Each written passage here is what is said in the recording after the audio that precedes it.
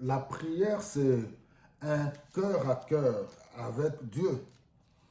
Bon, pour certains, ils pensent que la prière, c'est juste une récitation de quelques phrases.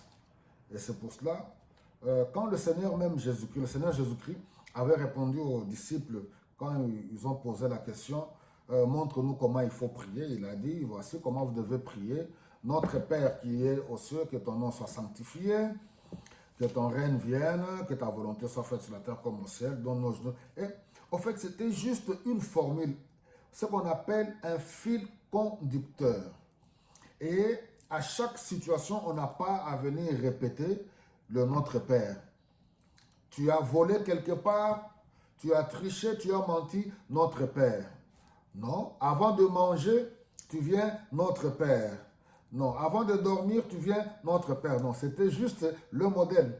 Je prends le cas de David parce que il faut d'abord comprendre que la foi, c'est croire que Dieu existe et que Dieu va t'écouter dans ta prière. Parce que c'est ce que Hébreux au chapitre 11, le verset 6 nous dit. Or, celui qui s'approche de Dieu doit croire que Dieu existe. C'est ça en fait la foi. Et qu'il est le rémunérateur de ceux qui le cherchent.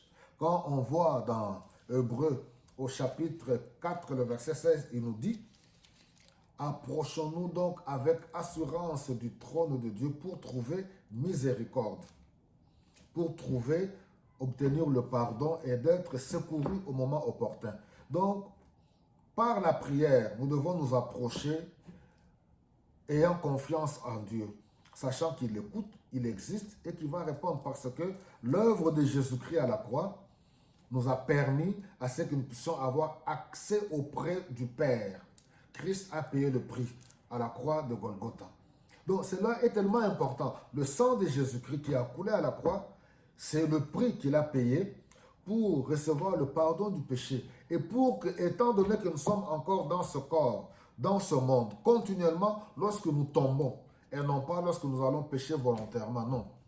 Lorsque nous tombons dans un péché quelconque, nous pouvons nous repentir en citant et en précisant le péché que nous avons commis.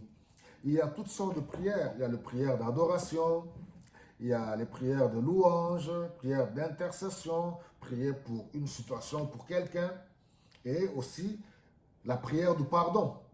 Dans ce cas, dans la deuxième partie, je vais vous parler de la prière du pardon du roi David. Que le Seigneur vous bénisse abondamment.